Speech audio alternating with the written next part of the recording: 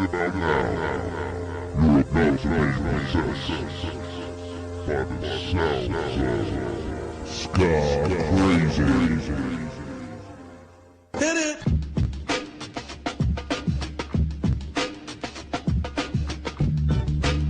Alright, welcome to Ska Crazy, episode 9, Skank Festival 2011. This is the first of a two-part series dedicated to the Skank Festival, which is a ska, reggae, and rocksteady tour that's traveling around North Carolina. The tour was put together by Kelly Caprelka and Brian Hill of Regatta 69 to help rejuvenate the ska scene down there in North Carolina. I had a chance to interview those two and talk to them about the festival, as well as one of the bands on the bill, Common Foundation. I have both of those interviews coming up in a little bit, but first, this is a song by Regatta 69. This is Overthrown. We talk it through again. The echoes of feet and the truth in our heads. We never played games before. You just opened your door. Our spirits were glowing. We were never so sure.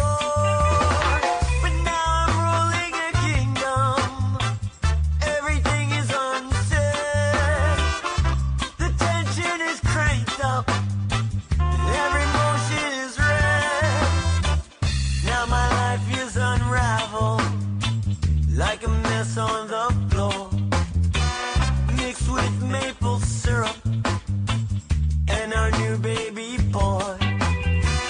What have we got into? Is this really a home? When I'm locked in my castle, I sit alone on my throne. Oh, but now I'm ruling a kingdom. Everything is unsaid. The tension is cranked up, and every motion is red. When I rule with my gavel, it echoes so loud, but still no one's listening till they hear the sound of rushing water, the sea banging down, but still no one hears me, for my kingdom has drowned. Oh, oh, oh.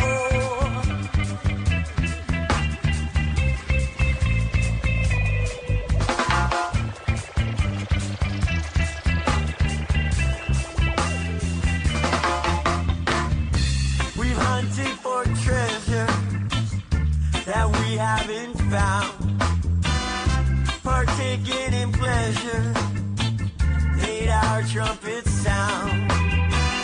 Is this kingdom forever, or could I be overthrown? Will our glass castle shatter? Could we make it alone?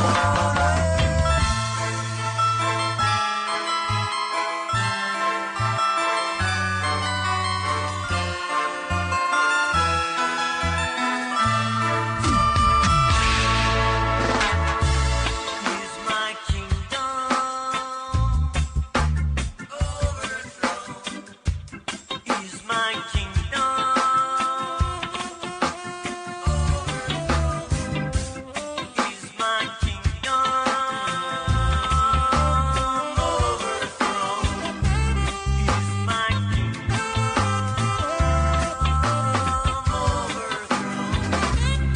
Is my kingdom Is my kingdom overthrown?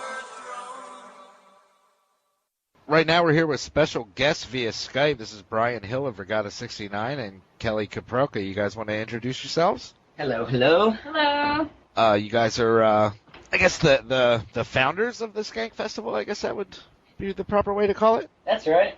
Yeah, we put together a Skank Festival to celebrate ska and reggae music in North Carolina. and kind of rejuvenate the scene. We're hoping that kids come out the way they might have back in the 90s. Actually, I wanted to ask you about the 90s. In the 90s there was like the great rise, and also like towards the later 90s the great fall of the whole ska scene. And you're one of a lot of bands broke up or kind of disappeared off the map in the late 90s, and Regatta 69 managed to stay together. Can you tell me a little bit about that, like what that was like for you guys? Well, it was easy with all the money we were making, and no, we actually shifted our focus to Europe was what happened. When all the touring dried up here and people weren't really coming to the concerts anymore, we decided to shift our focus to Europe. We had an opportunity to go there, and a record had been released on Moonska Europe out of the UK.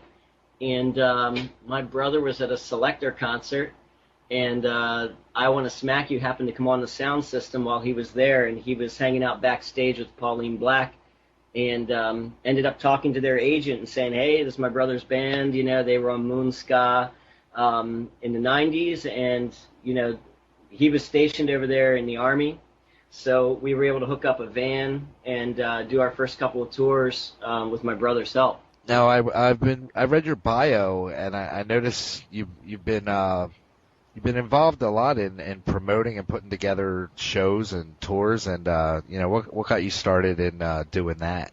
Well, Regatta was always open-minded to having other bands come on tour with us. So we either had a band follow us around, or we would have a band just step onto the bus if it worked out routing-wise, so they could just ride along. So I put together several tours with multiple artists traveling in one bus, and I like that setup. I think it's cool. It keeps things fresh, and especially if you're a touring band where you've been on the road months and months just as your own core unit, it's kind of fun to bring in the mix of some other musicians and guys that also want to get their stuff out there. Okay, I guess we should talk a little bit about the Skank Festival. It's something you got going on with, like as you mentioned before, with North Carolina bands like reggae and ska.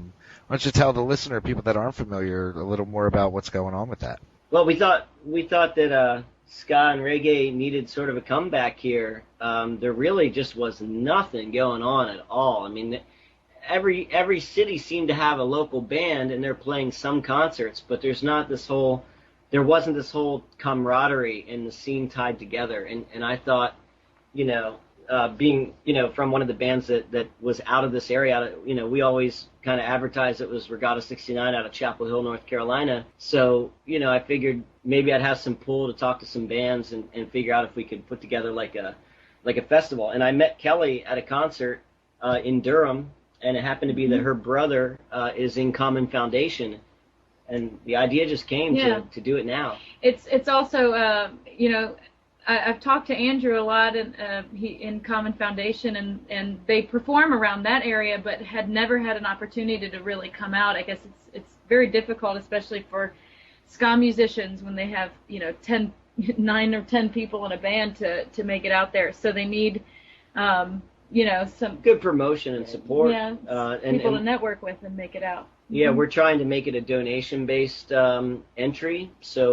So far, our shows have been free, and we just go around, and if people donate, we give them a Skank Festival CD with 2 songs from each artist that's on that show. Yeah, in addition to trying to revive the ska and reggae music, it was sort of an effort to revive a community support for music in general. And I teach high school here in North Carolina, and we had some high school students also contribute to the effort, helping with promotions and artwork, making artwork. So and providing a free show also for all ages was definitely the idea behind the That was the original intention. Then we got a beer sponsorship.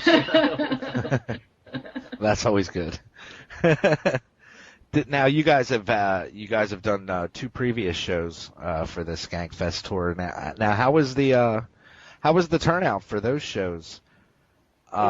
We had like 140 or so at the first one, which was in Durham at Motorco, and actually I had to kind of take a little trip to Germany for something sort of unrelated.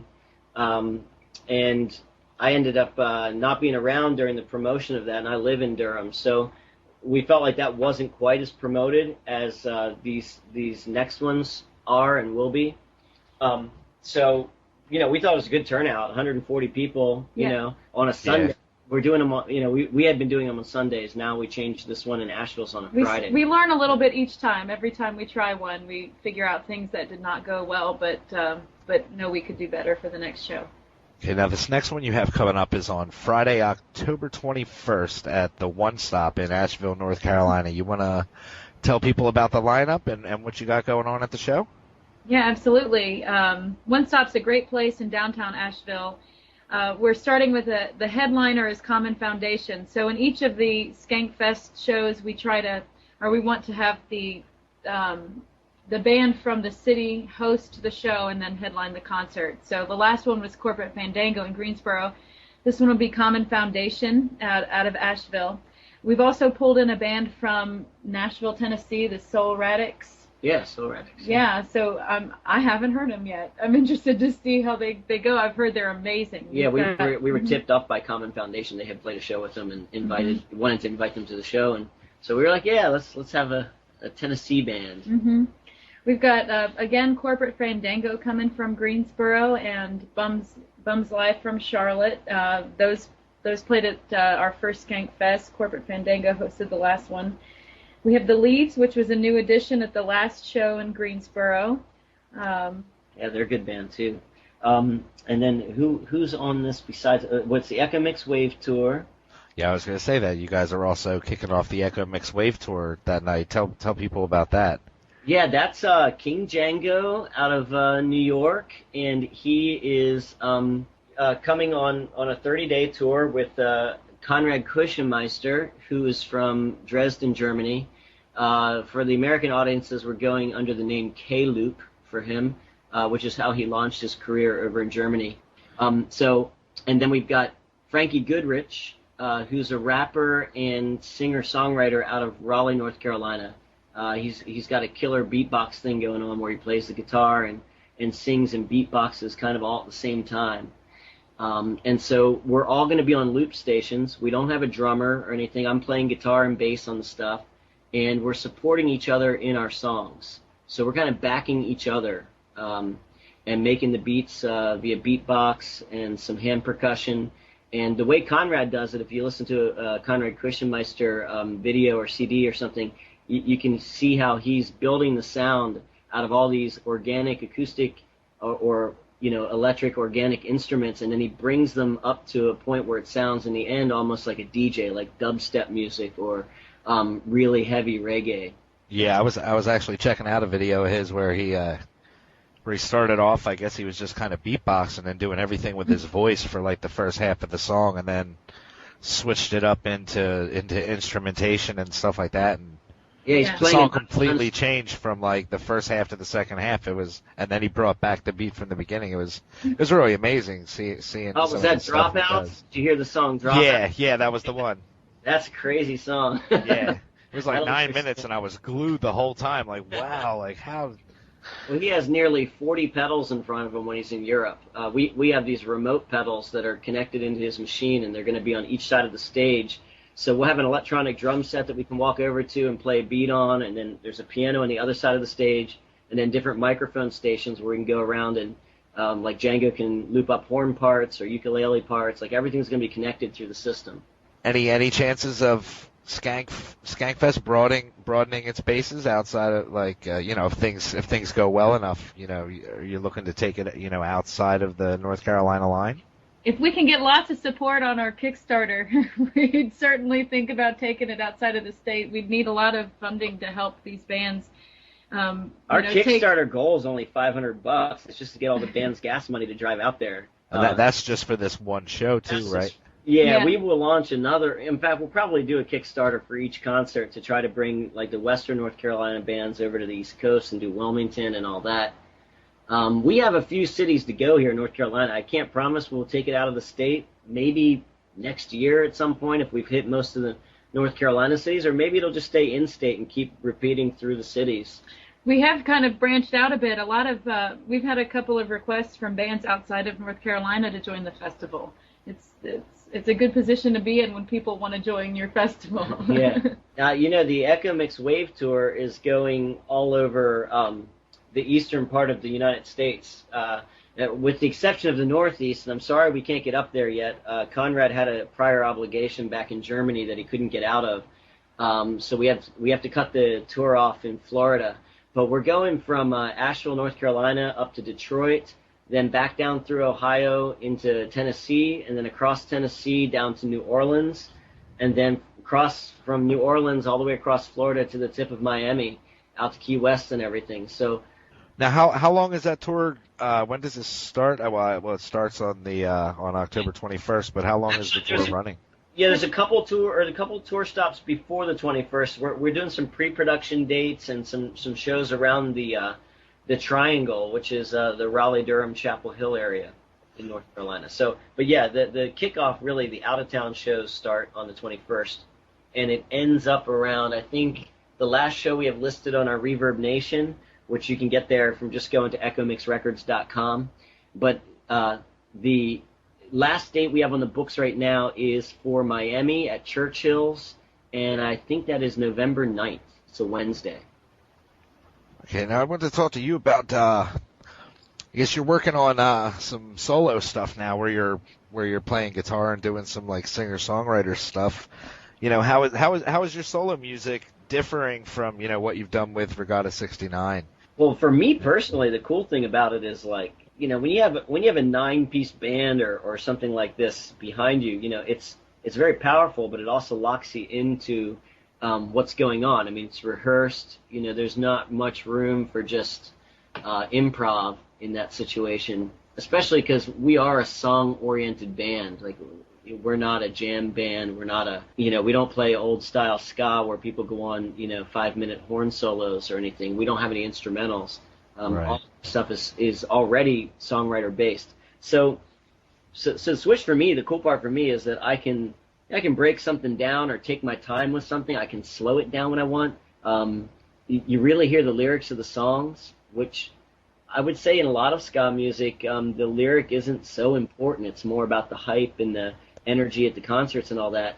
But actually in Regatta 69's case, we've probably been misinterpreted that way. Like our lyrics are pretty important, and we write, what I think are clever lyrics from time to time that say something, and it's neat when you get to do the singer-songwriter thing, you can actually hear every single word that's being said. And I'm not doing it in the way that singer-songwriters typically strum a guitar. Like, I'm really doing the skanks the whole time. So, you can kind of imagine the bass lines, or sometimes I sing them in between so you get the idea of what's going on, or I play it as the intro, but then during the song I skank it. Now, is it like a lot of people that kind of venture off of like their major projects to do like their own solo stuff? It's often because they had songs written like for years that they really didn't fit into what they were doing, like say with Regatta 69. Is that kind of the case with you? Are these songs that you've had written for a while and they just kind of didn't fit the Regatta 69 formula, and like you're finally getting a chance to like put them out on your own, or is it just kind of like a... Yeah, that's an awesome question, actually. And there's a couple of songs that are like that, like exactly what you're mentioning. In fact, we've even tried to record some of those with Regatta, and they never made it onto the record. But for the most part, no. My focus has always been Regatta 69 and writing and recording, for the band. I mean, I've been there the whole time, since the beginning with all the different guys that have played with the band. So, I'm doing a lot of the material is Regatta songs, just done in a way that you don't, you can't really hear. When you're at a live concert, it's difficult to understand the words that the guys are saying. It's more about the energy and the horn parts and all that. And when you hear it as a singer-songwriter, it's a totally different thing, even though it's the same songs. It's nothing against bands or anything like that. I just never did that before. I didn't even know how to play the guitar, really. So I'd always been the bass player, and I wrote on piano, typically, when I wrote songs. So for me to pick up the guitar last year and try to work it out where I can, just the muscles aren't trained for that, so it hurts my hand pretty bad when I do a whole show. My hand's killing me, But yeah, to just get out there and be able to actually play songs I wrote by myself is like it's a novel thing for me, you know, because I don't need a band. I mean, is that how things kind of worked with Regatta? Were you like the primary like songwriter as far as like lyrics and like the basic, yeah, you know, music of the song, and you brought it to them, and everybody kind of just chipped in their own little piece, or was it kind of like always like everybody kind of chipped in and? No, it wasn't like that, but the door was always open for if anybody did write songs, they could bring their song to the table and we would develop it. So it was never like that. It's just that there just tended not to be as many songwriters in the group. I worked for, you know, years with the band where I was the only songwriter, and then there would be a time where I might run across a guy who has a few ideas, or maybe had written some songs for another band or something like that, and then we developed those. So no, I'm open-minded. I love working and collaborating with other people. I think it's fantastic. When you write a song, is it usually like lyrics come first and then you write the music to the lyrics, having the music in mind when you're writing them, or is it kind of the opposite where you have the music and then you kind of write your lyrics to fit the melody for the music, or does that switch, or do you kind of have a formula that you follow? Back in the early days of Regatta, and I'm talking like late 80s. I mean, we started the band in 88, and I was just in high school at the time. And back in that time period, I would typically write lyrics like, you know, maybe in class or something like that. And then I'd write music on a sequencer at home, and then you just have all these lyrics piling up, and you'd listen. I'd just put the sequences on repeat as I was maybe getting ready in the morning or something, and then it would stick with me all day, and then I would start to see that this lyric could possibly fit with this song, and it kind of melts together that way. So that was the old way of doing it. Now I write more where I have a little bit of a melody and idea in mind while I'm writing the lyric out. And then, so I write the lyric out, and then I usually do it on my phone, and then I'll just record the melody into my phone and title the lyric page and the recording the same title, so I know that they go together. Now, does that make it easier to do it in that fashion, or is it just something new to kind of challenge yourself? Yeah, I've never even finished one of those songs. I probably have 60 songs in my phone, and I've never even recorded one of them yet. But someday I will get to it. It's been from my emotional distress over the last years. I just keep putting everything in my telephone. All right, we're going to be back in a moment to talk more with Brian and Kelly. But before that, here's another song by Regatta 69. This is I Wanna Smack You.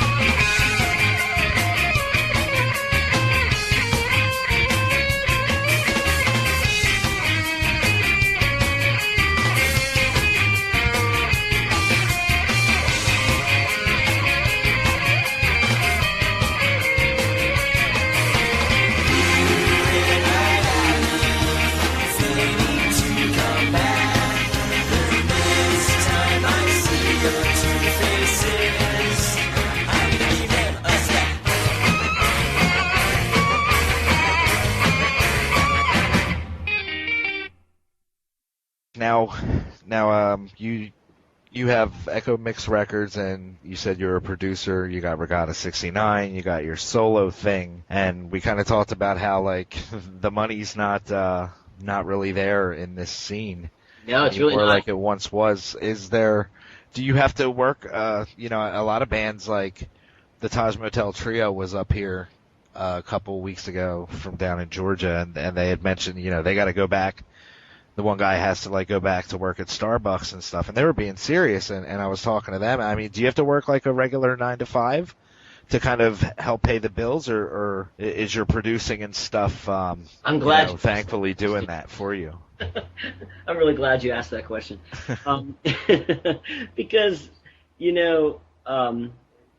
like if you ask people's opinion, that like financially, that's probably what all of us should be doing. I know I talked to Steve Jackson from the Pie Tasters, and I think he was telling me he's doing like a professional job. I mean, he has a college degree, I think, from Blacksburg, from Virginia Tech. So it was a little bit easier for him to take that step in that direction and get something. But for me, I was really touring right out of high school. My focus was to get on the road, and I've been playing shows ever since then, and booking tours and all that kind of stuff. So I don't have a college degree.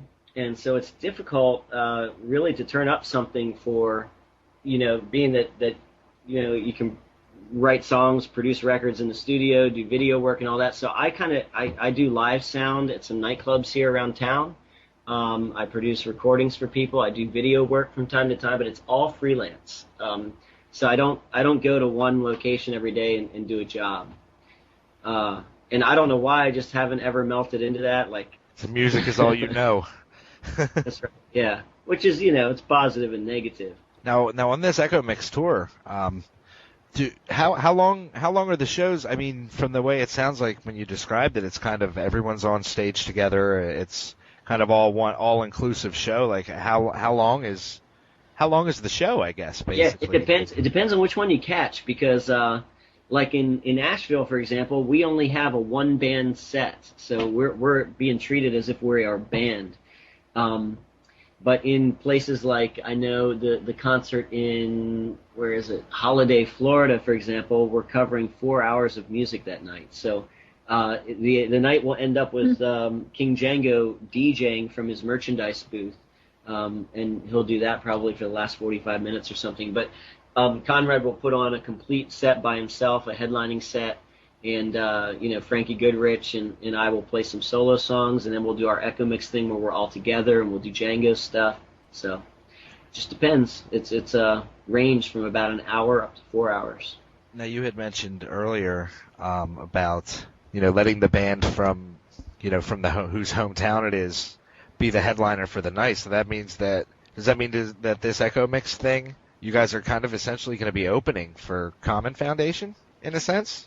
It's whatever band is the hometown band. They're kind of supplying the back line for the show, and they're doing most of the promotion locally and everything. So they're the host band, and they get kind of the big slot. So that's kind of cool. That give them a little ego boost, like Django and Echo Mix open for us. Yeah, we didn't even think about that. I think all of us, like, I know Django and I mean, we're in every situation. It doesn't matter, sometimes you're opening for people, and sometimes that's a better slot to be in too. You never know, depending how late it gets. I think at the first Skankfest, Django headlined it, and we really should have put him on a couple of bands before, because it got to be so late on a Sunday night that he didn't have the biggest audience. I think the biggest audience was really during my set, or the pseudo Regatta set.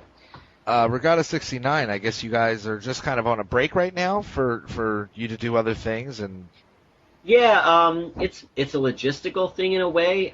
We all keep in touch, and some of the guys from Regatta have a group over in Europe called Brass, Wood, and Wires, and it's a fantastic instrumental band. When I left, when I came back to the States, they continued on playing a little bit, and then they figured out that their passion was really in dub music. So 3 or 4 of the guys continued on with this dub band called Brasswood and Wires, and they brought in a couple of guys that were doing dubstep DJ music from the UK, and brought them in to play keyboards and trumpet and stuff. So it kind of developed into something else. But essentially, it was the same core guys as Regatta, just without me, and a different bass player. So I think they've done 2 European tours now, and they have a record out, and they work a lot in the studio. Now, you had mentioned also earlier about the scene over in Europe being, a lot more active, and people are more enthusiastic about, ska and reggae and stuff like that over there. Now, what, being based out of there in Regatta, what made you decide to come back here? Was it just to work on your solo stuff? Was it just something that you've been kind of pushing off for a while that you just wanted to get to, or just a family thing? Or I have family here, and I had bought a house here at one point, and then I left for most of the next year while the house sat dormant. So I figured, I needed to get back here and vacuum, do some things. For example. But left the coffee maker on. High stress. No, but yeah, I guess I just had to be back in the States a little bit. I don't know. I've gone back to Germany several times since I kind of made the big move back to my house here, and I love it over there. I really love it in Berlin, and I feel at home, and most of my friends are really there. So sometimes it's rough actually being in the States and not playing the cool concerts like over there.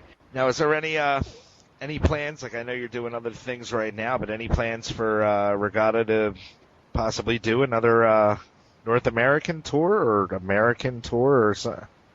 All I have to say, a handful of shows. If people want to see that, come out to the Echo Mix Wave Tour to start with, because that's going to help us, make stuff like that possible. And also, keep visiting EchoMixRecords.com, because we're really putting. There will be a lot of albums up. I think Regatta has like 11 albums out that are going to be all up there for free. You'll be able to download them for free, and you'll be able to discover a lot of other artists. And our Skank Festival compilations are going to be up there. So that's all I can say is if we can make that happen, it's going to be because people are like interested in what's going on. I guess if you want to, before we wrap this up, is there anything else you want the listeners to know about Skankfest and Echo Mix? And also, if you could repeat the Kickstarter address so people, in case people missed it, or I don't know. Yeah, if you search Skankfest on... Skankfest Asheville. Yeah, Skankfest Asheville. Asheville has an E in it. ASHEVILLE. Yeah, but if you search that on Kickstarter, you'll see Kelly and I have a little video of us like just screwing around. There's like a 3-second clip of us playing a song in there that's kind of funny towards the end. But, that's a teaser. That's for next time. Yeah, that's a Dance Hall Crashers song. But anyways, we're really hoping that people will donate. What we figure is that, if you like ska music and you're not from North Carolina, just think that there's kids, that are kind of like maybe you were back in the 90s when you went to your first ska show and they're just discovering it for the first time. And by giving $10, you're kind of paying the gas to make sure those bands can make it out to the concert. And you're sort of paying for somebody's way into the show remotely so that we can keep the show free and not turn people away if they don't have money. Because there's a lot of people, that want to go to concerts, but they get they turn away because there's a cover charge or a door fee or something. So. Also, I'm going to post links in the description of this episode, so if you missed any of those websites, I'm going to have links posted in the description on the Podomatic page so you can check them out. Thank you. I want to thank you guys very much for calling in again. I guess I look forward. Thanks, Freddie. We enjoy it. Happy editing. Thank you.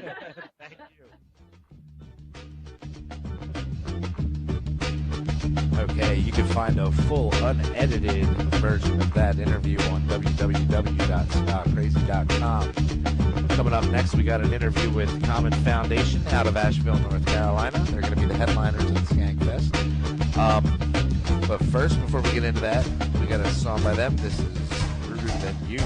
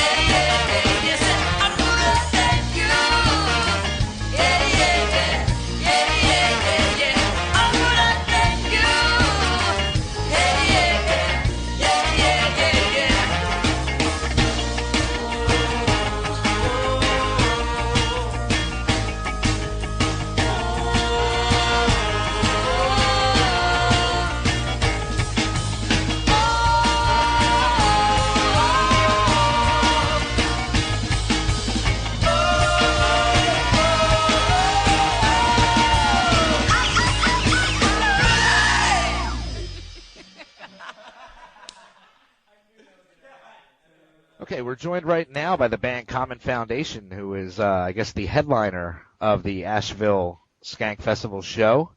I'd like to welcome you guys. You want to introduce yourselves and tell the listeners what you guys do in the band? I'm Andy. I play guitar and sing. I'm Avi. I sing. Kayvon, play the tenor sax. I'm Sean. I play trumpet and do backup vocals. I'm Courtney. I play alto sax. I'm Chris. I play bass. I'm Harvey, and I play keyboards. For the other dudes that aren't here, Edwin plays drums, JP plays guitar and trombone, and sings a little bit. Okay, I was about to ask. I was like, wow, is the whole band in the room? Now, how'd you guys get involved in with the Skank Festival? It was through my sister. This is Andy talking. She met Brian in Raleigh, and was telling him that I was playing in a reggae ska band. And so she just set it up and asked if we wanted to join in.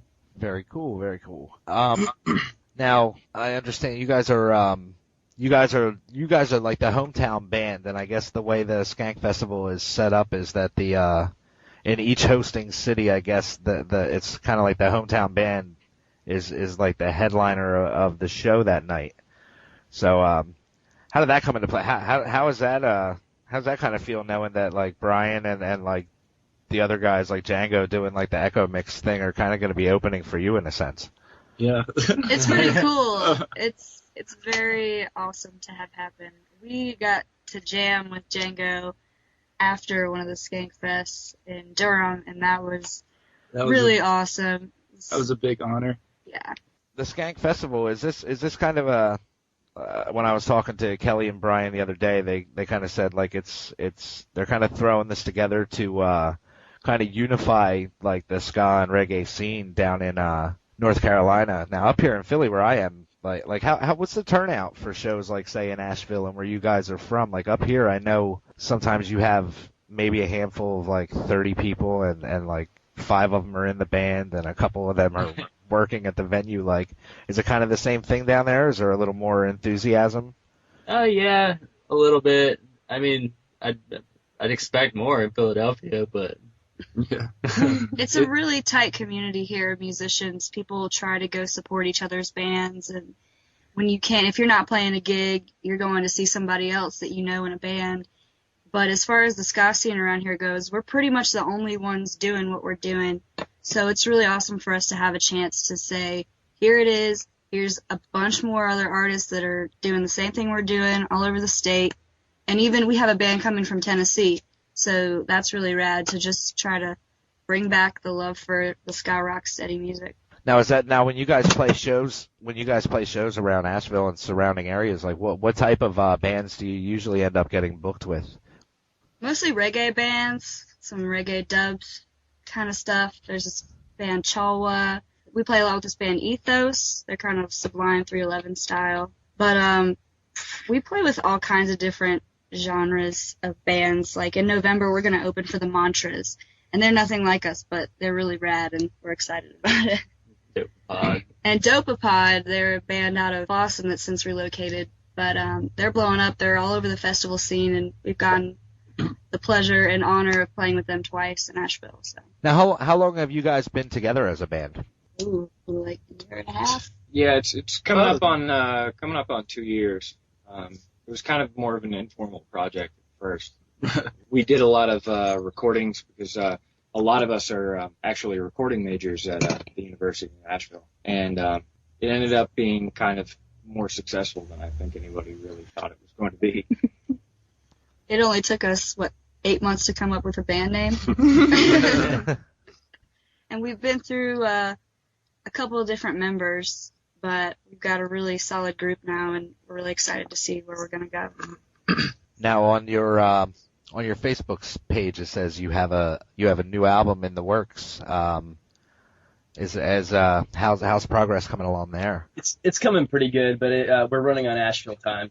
You could say. What does that mean exactly? It's a pretty hippie town, so it's a little bit more of a laid-back atmosphere. Nice. Now, as I expect. It's hard to wrangle everybody in the studio. We're recording about an hour away, and of course, recording is quite a laborious process. Takes several hours, and especially when hard. you have 9 people in the band, it's a little bit tough. But we've been working it out. It should be, I believe, 8 songs, somewhere around 40-45 minutes. So it's going to be a full-length album, and we're really happy with the songs we're putting on there. It's kind of a culmination of everything we've done so far. Okay. Our best material that we've come up with. And there's more that we have to wait to put on the next album. How did you guys get involved with playing like ska and reggae? Like who were your influences? Like who did you listen to, coming up and starting to play music and stuff like that made you go in this route? I've been playing ska music since I was like 15 years old. I used to play with Andy and the Gyros. That was my high school band. They beat my band in a talent show. Yeah. And so I've been playing with Kayvon for something like 7 years. Edwin and JP are both out of Hickory. They used to play in a progressive rock band, Pax Imperia. So we have a little culmination of Hickory and Charlotte coming to Asheville. Yeah, 4 of us are from Charlotte. So I grew up around Andrew and Kayvon, and Andy pretty much got me listening to this music, and I never stopped. So. Have you guys been a part of all the other Skankfest dates? I guess there was 2 prior to the Asheville show. Yeah.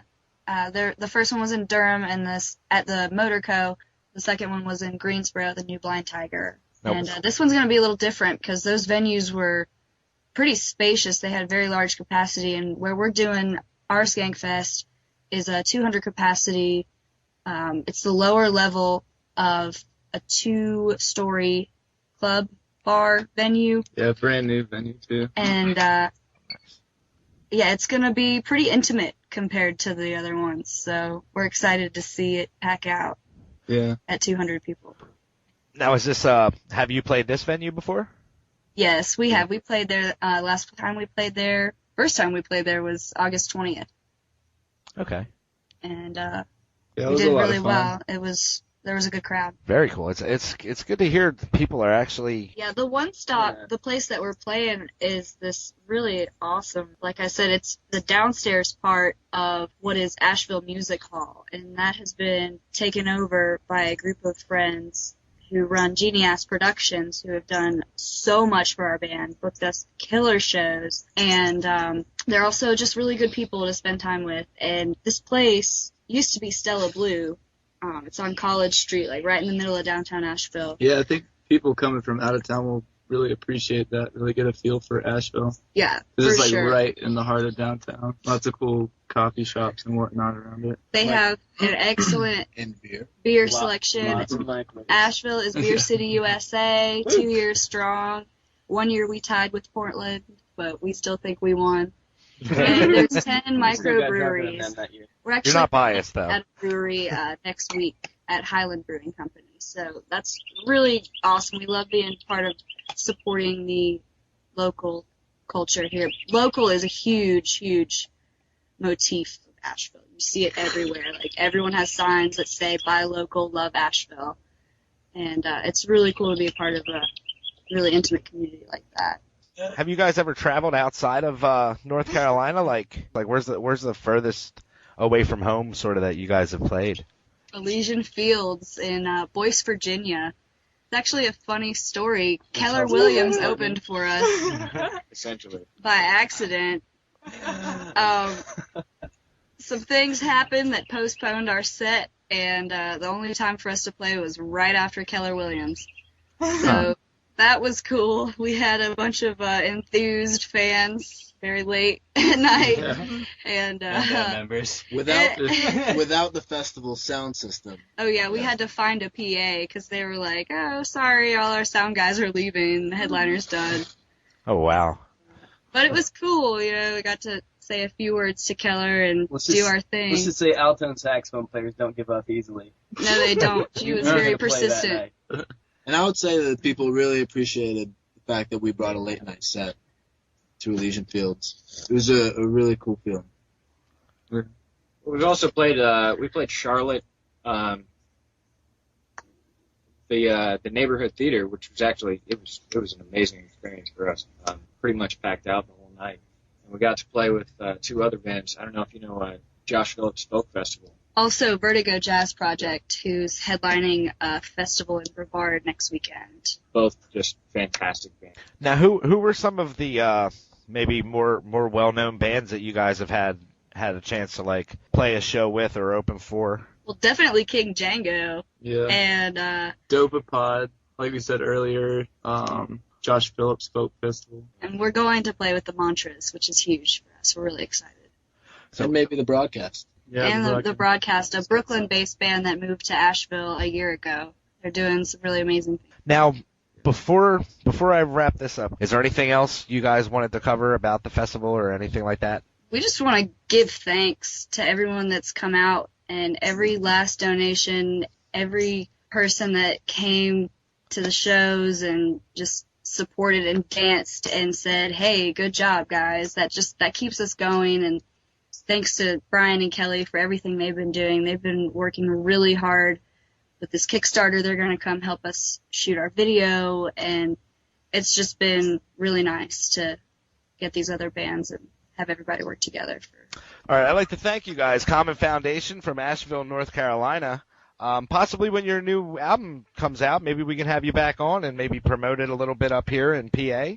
And we could do this again sometime. I'd like to thank you guys again. It's been good talking to you.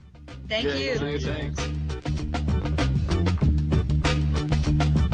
Okay, that just about does it for this week. I'd like to thank Brian Hill, Kelly Caprelka, and Common Foundation.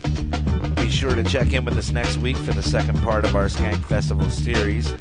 We'll talk to more of the performers and hear music from the rest of the bands that are going to be performing. If you're a ska fan and you'd like to see the scene grow and thrive again, check out Brian and Kelly's Kickstarter campaign. There's only a few days left, and I'll give you 2 good reasons to make a donation. Number 1, your donation is going to help bands in the North Carolina scene keep this festival free and keep it going, which really helps the ska scene as a whole flourish. And number 2, not only does it help the bands in the festival, if you want to know what's in it for you, a $10 donation gets you a copy of the Skank Festival compilation CD. So it's a small price to pay, and it really does go a long way. I'm going to post a link in the description, in the episode description on the Podomatic page. We're going to get out of here. Be sure to check out the blog at www.skacrazy.com. And if you're not already a fan on Facebook, go over and like the Ska Crazy page. Keep informed about upcoming episodes of the podcast, Ska Crazy Live, and other stuff we got going on. I'm going to send you off right now with another track by Common Foundation. This is Mia's song.